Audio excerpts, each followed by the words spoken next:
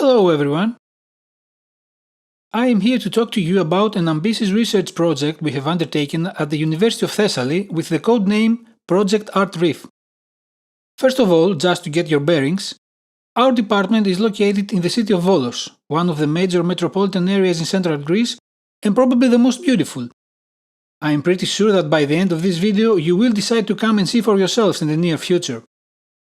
Now, before we get into the details in regards to the project, please allow me to quickly introduce myself.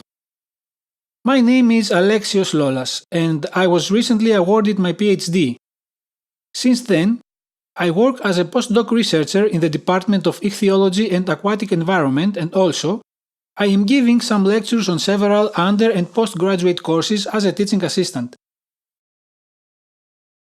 As you can probably tell, I am a passionate and very active scuba diver. In fact, my love for the sea and my passion for diving were the decisive factors that led me to focus my studies on underwater life and the marine environment in general.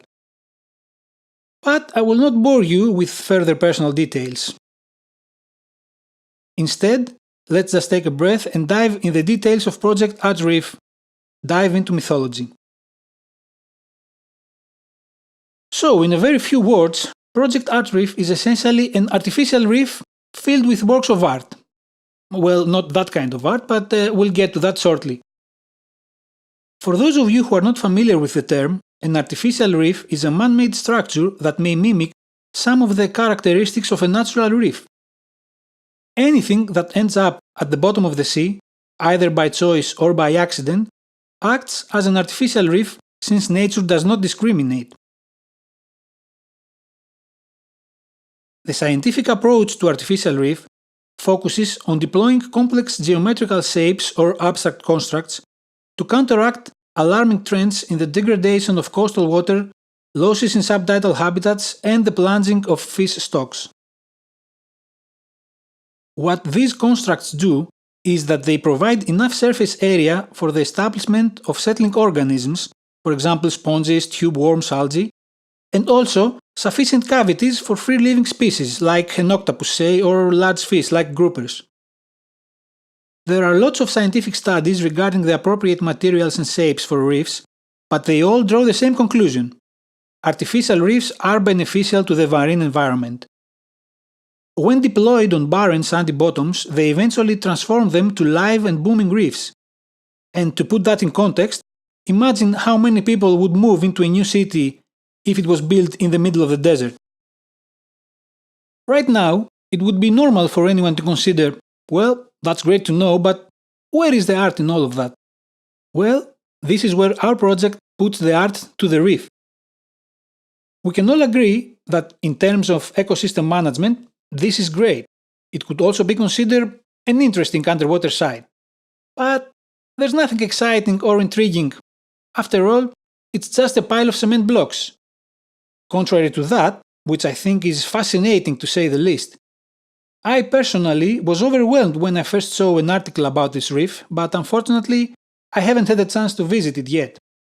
By the way, this is part of an underwater museum and the excellent works of the famous sculptor Jason de Caires Taylor, located in the waters surrounding Cancun in Mexico. Now, even though it is logical for someone to assume that these eye-capturing sculptures are beneficial to the marine environment in a similar way as the conventional cement blocks or complex shapes, still, no study has justified or quantified this correlation yet.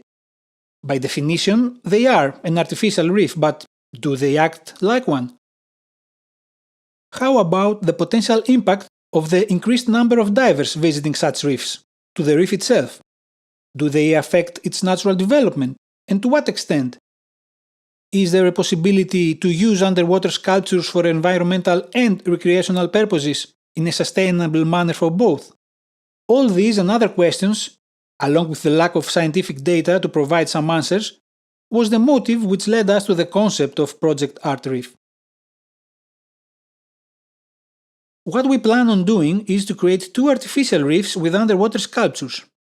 One will act as the control site, where only members of our research team will be allowed to dive, whereas the other will be the main diving attraction, free for everyone.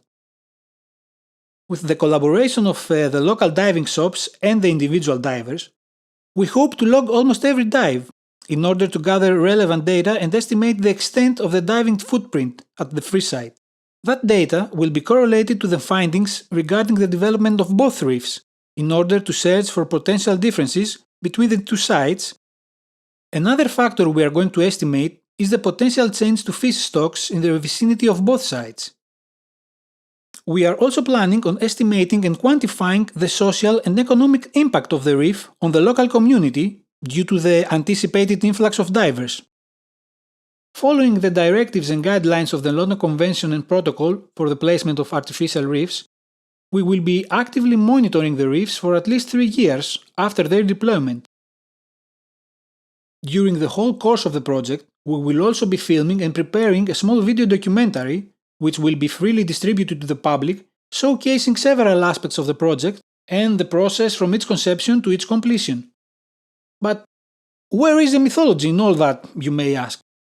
Well, the intriguing detail of the project is that the sculptures will follow a certain theme based on the local mythology, Jason and his legendary Argonauts, and the centaurs of Mount Pelion.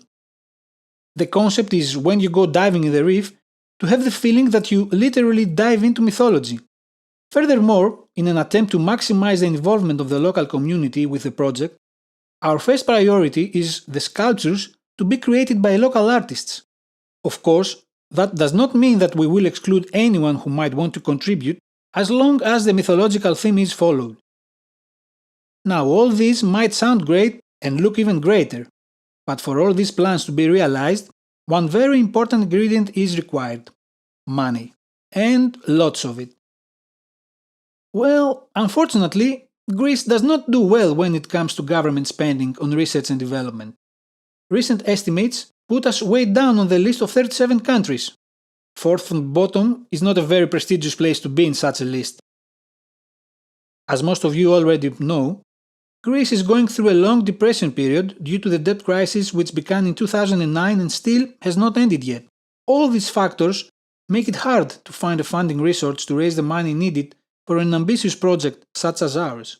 After a lot heated debates and long discussions with my colleagues, we agreed that the option of crowdfunding would be an interesting but also challenging way to raise that money.